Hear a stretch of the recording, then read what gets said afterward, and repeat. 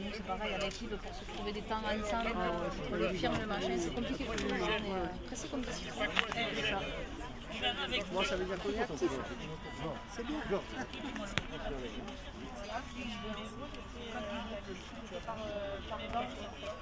Voiture et qui traverse le bois des Areskiers. Peut-être que vous le connaissez, il est pas situé très loin d'ici.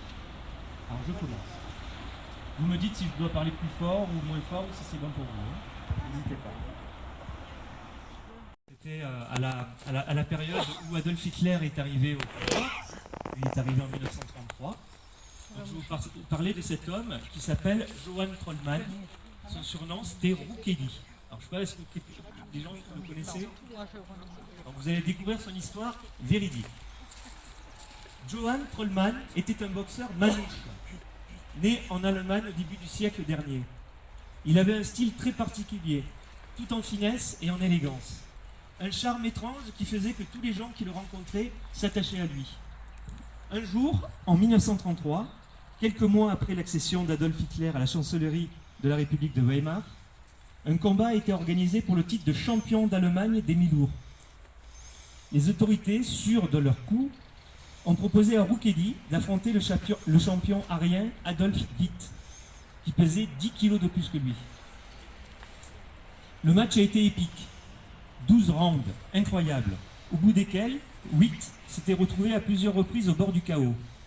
Roukeli, grâce à sa technique, son jeu de jambes et sa vitesse d'exécution, le surclassait de la tête et des épaules. À la fin du match, le score était sans appel, mais malgré tout, et à la surprise générale, le jury a déclaré le match nul. Dans la salle, un brouhaha s'est levé. Les spectateurs, qui étaient de vrais amateurs de boxe, ont commencé à protester. Le jury, pris à partie, a fini par faire marche arrière et a accordé la victoire à Roukeli.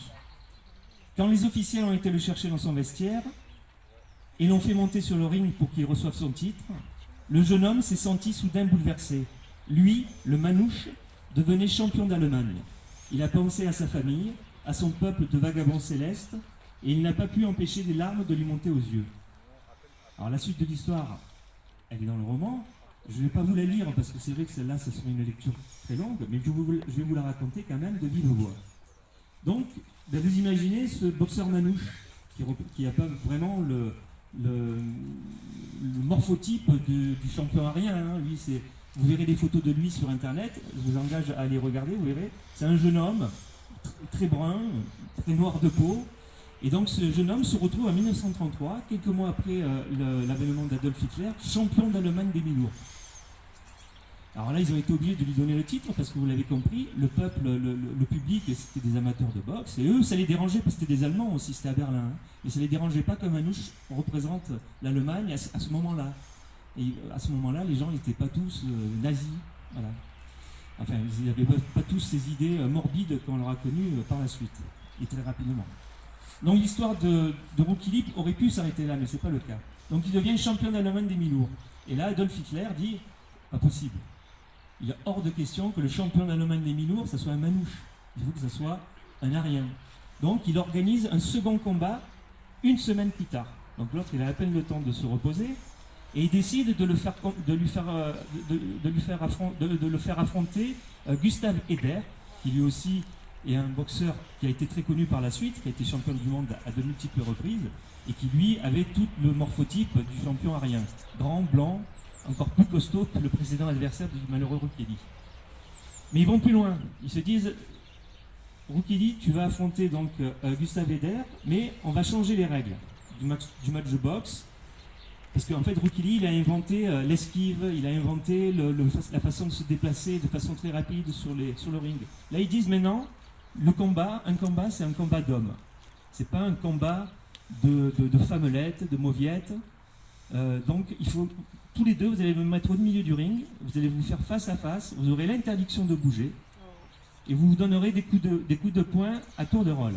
Donc là, bien sûr, Roukeli s'est dit, il n'était pas idiot, il s'est dit, je vais à l'abattoir, je vais forcément perdre ce match. Et il a pris une décision, Roukeli.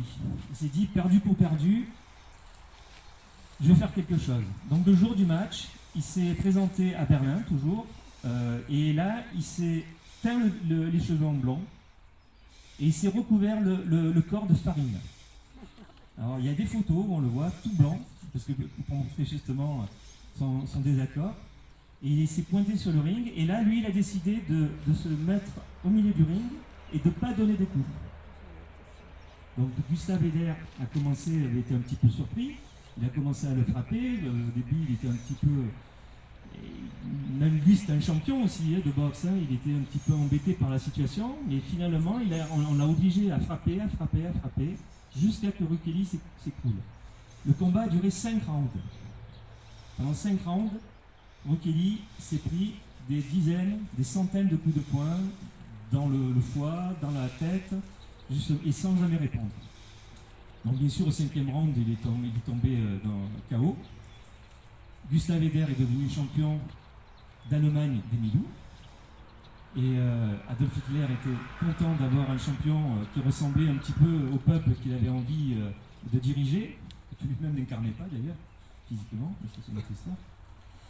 Et l'histoire de Rukeli ne s'arrête toujours pas là, parce que c'est bien évidemment, et c'était un affront, en fait c'est la première personne qui s'est levée contre le nazisme, Rukeli.